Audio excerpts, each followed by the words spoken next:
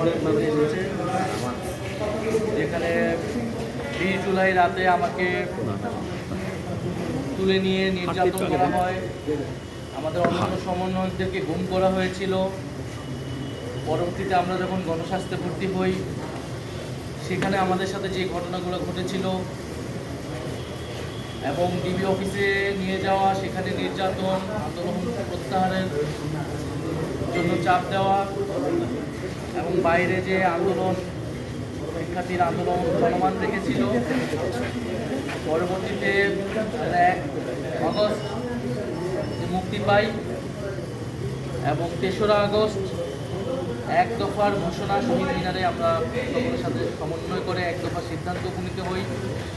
যেহেতু এই সরকারের কাছ থেকে, তৎকালীন সরকারের কাছ থেকে কোনো ধরনের ন্যায় বিচারের প্রত্যাশা ছিল না এবং তারাই এই সকল হত্যাযজ্ঞের জন্য দায়ী। ফলে সেই সরকার পতনের ঘোষণা দেওয়াটাও আমাদের জন্য অনিবার্য হয়ে উঠেছিল এবং পরবর্তীতে 4ই আগস্ট এবং 35শে জুলাই, আমাদের ভাষায় 36শে জুলাই, 4 আগস্ট 5 আগস্টের যে বর্ণনা সেটি আমরা দিয়েছি, আমি দিয়েছি। এবং 4 আগস্ট 5 আগস্ট যে হত্যাযজ্ঞ সারা দেশে চালানো হয়েছিল পুলিশ, অন্যান্য বাহিনী এবং আওয়ামী সন্ত্রাসীদের দ্বারা, সেই হত্যাযজ্ঞের বর্ণনা, 5ই আগস্ট শেখ হাসিনার পালিয়ে যাওয়া, নতুন সরকারের ঘোষণা, 5ই আগস্ট পর্যন্ত আমি আমার জবানবন্দি দেশে শেষ করেছি এবং মহামান্য আদালতের কাছে আমি এবং ভিকটিম পরিবাররা, ভিকটিমদের পক্ষ থেকে আমি ন্যায় বিচার প্রত্যাশা করেছি।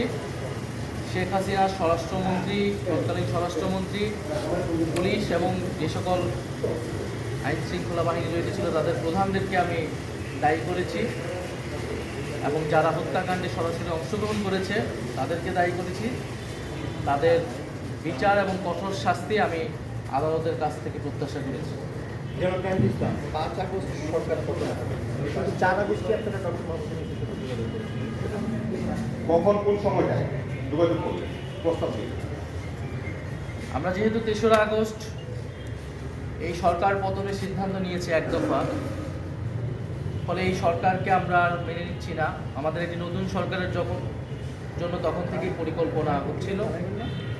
সেই প্রেক্ষাপটেই আমরা ডক্টর মোহাম্মদ ইউনূসকে প্রাথমিকভাবে আমরা ভেবে নিয়েছিলাম, অন্য আরও অনেকের সাথে পরামর্শ করে, এবং এই কারণে তার সাথে আমরা যোগাযোগ করেছিলাম যে দেশের এই পরিস্থিতি, দেশের এই ক্রান্তিকলে আপনার সহযোগী ডক্টর মোহাম্মদ ইউনূসের সহযোগিতা প্রয়োজন। যদি আন্দোলন সফল হয়, যদি সরকারকে আমরা উদ্ধার করতে পারি, তাহলে নতুন সরকারের প্রধান হিসেবে হয়তো আপনাকে দায়িত্ব নিতে হতে পারে। আমরা সেই প্রস্তাব আপনাকে দিয়ে রাখছি।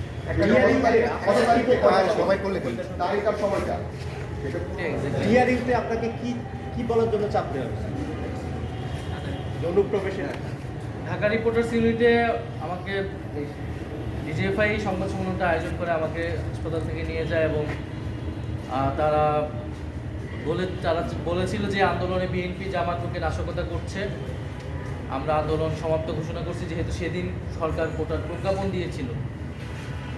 কিন্তু আমরা বলেছিলাম যে এই প্রজ্ঞাপন দিলেও এই কোটা সংস্কার, এত রক্তের উপর দাঁড়িয়ে কোটা সংস্কার আমরা মানছি না এবং আমাদের ভাইদের বোনদের হত্যার দাবিতে এই আন্দোলন চলমান থাকবে। বিরোধী রাজনৈতিক নেতাকর্মী সহ আন্দোলনকারীদের যাদের গ্রেফতার করা হচ্ছে, আমরা তাদের মুক্তির দাবি জানিয়েছি। ডিবি হেফাজত বলতে চান যে আপনারা ঘোষণা দিয়েছিলেন, আন্দোলন প্রত্যাহার করেছিলেন, পরে বললেন যে না, জোর করে আমাদের কিছুটা করা হয়েছে, কি হয়েছিল? ওটা কি ডিবির আয়নাঘর ছিল না? অজ্ঞাতস্থল তো ডিবির আয়নাঘর। হ্যাঁ, সেটা আয়নাঘর ছিল ডিজিএফআইয়ের। সেটা প্রথমে আমাকে গুম করে সেখানে রাখা হয়েছিল। পরবর্তীতে ডিবি অফিসে আমাদের নানাভাবে আমাদেরকে নির্যাতন করা হয়েছে, মানসিক, শারীরিকভাবে আমাদের অভিভাবকদেরকে হেনস্থা করা হয়েছে এবং একটা পর্যায়ে তারা নারী সমন্বয়কদেরকে আরও গ্রেফতার করে আনার হুমকি দিয়েছে এবং একটা পর্যায়ে তারা আমাদেরকে হুমকি দিয়ে জোরপূর্বক আমাদের দেশেই লিখিত বক্তব্যটি পাঠ করায়, মোবাইলে ভিডিওটি ধারণ করে পরে সেটি মিডিয়াতে ছড়িয়ে দেয় এবং প্রধানমন্ত্রীর দপ্তরে আমাদেরকে নিয়ে যেয়ে আমরা সমঝোতা করেছি, এরকম একটা দৃশ্য জনগণকে দেখাতে চেয়েছি। আমরা তখন অনশন শুরু করি এবং বাইরে যেহেতু রিট হয়েছিল, আইনজীবীরা আন্দোলন করছিল, আমাদের শিক্ষকরা এবং সাধারণ মানুষ আন্দোলন করছিল আমাদের মুক্তির দাবিতে, সেই প্রেক্ষাপটে আমাদেরকে তখন ডিবি ছাড়তে বাধ্য হয় এবং ছেড়ে আমরা আমাদের অবস্থান তখন পরিষ্কার করেছি। প্রথম দফা আয়না করে কি আপনাকে নিজেকেও তো হুমকি দেওয়া হয়েছিল যে আপনি যেন আর ফিরে আসতে পারবেন না, সেটা যদি একটু বলতেন। প্রথমে আমি তো পরবর্তীতে সরকারের দায়িত্ব থাকা অবস্থায় ডিজিএফআই হেড করে সেই আয়নাঘরে আমি নিজে গিয়েছি, যেই রুমে আমাকে রাখা হয়েছিল আমি আইডেন্টিফাই করতে পেরেছিলাম। ফলে আমাকে গুম করা হয়েছিল। আমি যদি বেঁচে থাকতে চাই, অন্য সমন্বয়কদের যদি মুক্তি নিশ্চিত করতে চাই, তাহলে আমরা যাতে আন্দোলন থেকে সরে আসি, এই বিষয়টি তারা বারবার নিশ্চিত করতে চেয়েছিল যখন আন্দোলনটা গণ আন্দোলনের দিকে রূপ নেয় তখন থেকেই। ফলে আমার আদালতের কাছে এটাই প্রত্যাশা থাকবে যাতে এখানে যারাই ঘটনার সাথে জড়িত, আমি গতকালও যেটা বলেছি, আজকেও পুনর্বক্তে করছি, পুলিশ, র্যাব, বিজেপি, সেনাবাহিনী, যত বাহিনীর যে সকল সদস্যরা এই হত্যাকাণ্ডে, নির্যাতনে, গুমে অংশগ্রহণ করেছে এবং যাদের নির্দেশনায় এগুলো সংঘটিত হয়েছে, শেখ হাসিনা, স্বরাষ্ট্রমন্ত্রী ওবায়দুল কাদের সহ, তাদের যাতে কঠোর শাস্তি দেওয়া হয়, আমাদের এটাই প্রত্যাশা থাকবে, যাতে দেশবাসী, যারা আন্দোলনকারী, যারা আন্দোলনে হতাহত হয়েছে, তারা সবাই ন্যায় বিচার। বিভিন্ন পর্যায়ে গণমাধ্যমের বিভিন্ন রোল ছিল। আসলে আমি 18-19 তারিখের কথাটা বলছি। আবার বিভিন্ন সময় পত্রিকায় বা বিভিন্ন কয়েকটি ইলেকট্রনিক মিডিয়া আন্দোলনের পক্ষে অবস্থান নেওয়ার চেষ্টা করেছে। অনেক সাংবাদিক মিলে তারাও, ফলে সেখানেও আসলে ফ্যাসিবাদের পক্ষ যেমন ছিল, আবার ফ্যাসিবাদের বিরুদ্ধে অবস্থান ছিল। কিন্তু মিডিয়া, আমরা যেই প্রত্যাশা আমাদের ছিল, যদিও আমিও দায়িত্বে ছিলাম, সেই অনুযায়ী কিন্তু মিডিয়ার সংস্কার হয়নি এবং মিডিয়া এখনও নিয়ন্ত্রিত আমি মনে করি। মিডিয়া, ডিজিএফআই আগে যেভাবে মিডিয়া নিয়ন্ত্রণ করত, বিভিন্ন নিউজ প্রকাশ করত, এখনও সেই চর্চা রয়েছে। রাজনৈতিক দলের নিয়ন্ত্রণ রয়েছে, বিভিন্ন কর্পোরেট প্রতিষ্ঠানের নিয়ন্ত্রণ রয়েছে। আমি যেই সময়টুকু দায়িত্ব পেয়েছিলাম,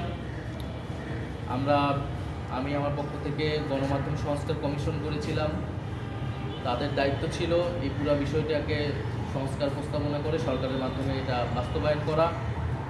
আমরা মিনিস্ট্রি থেকে যে মামলাগুলো হয়েছিল সাংবাদিকদের বিরুদ্ধে, যাদের বিরুদ্ধে অভিযোগ ছিল, একটি কমিটি করা হয়েছিল যারা মামলাগুলো নিয়ে পর্যালোচনা করবে। আইন মন্ত্রণালয় সুপারিশ তারা সেই সুপারিশও করেছিল। বাকিটা আইন মন্ত্রণালয় এবং স্বরাষ্ট্র মন্ত্রণালয়ের দায়িত্ব ছিল। যারা ফ্যাসিবাদের দোষর ছিল, যে সকল সংবাদ মাধ্যমের কর্মীরা, তাদেরকে বিচারের আওতায় আনে। আপনি একটা বিষয় আপনি বলেছেন যে সব বাহিনীর যাতে বিচার হয়, এর আওতায় আসে, বিচারের আওতায়। সেক্ষেত্রে সব বাহিনীর নাম বলেছেন। এই ক্ষেত্রে কি কোনো ধরনের প্রেশার অনুভব করছেন আপনি, অথবা বিচারিক কার্যক্রমে যারা জড়িত আছে তারা কি কোনো প্রেশারের মধ্যে আছে? আপনার কি মনে হয় বাহিনীর বিচারের ক্ষেত্রে? বিশেষ করে সেনাবাহিনীর কাউকে রাখা বা কাউকে মানে এরা থাকবে না, এই ধরনের কোনো নেগোসিয়েশন হচ্ছে কি? আমরা সোফার ট্রাইব্যুনালের কার্যক্রমে সন্তুষ্টি আমি জানিয়েছি, কিন্তু আমি এটাও জানিয়েছি যে সেনাবাহিনীর যে সকল কর্মকর্তার বিরুদ্ধে অভিযোগ রয়েছে, তাদেরকে কিন্তু 1 বছরের মধ্যেও গ্রেফতার করা হয়নি।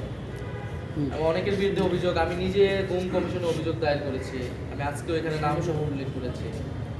ফলে গুমের ঘটনায় এবং যারা অভ্যুত্থানে রামপুরা, বাড্ডা সহ বিভিন্ন জায়গায় যে সকল সেনা কর্মকর্তা, অফিসাররা গুলি চালিয়েছে, তাদেরকে কেন গ্রেফতার করা হচ্ছে না, এই বিষয়ে আমার সন্দেহ রয়েছে। এই বিষয়ে কোনো চাপ আছে কিনা, কিন্তু আমি আহ্বান জানাবো যে কোনো প্রকার চাপ থাকলেও এগুলো যাতে বিবেচনায় না নিয়ে আইন ফলো করা হয় এবং ন্যায় বিচার নিশ্চিত করা হয়।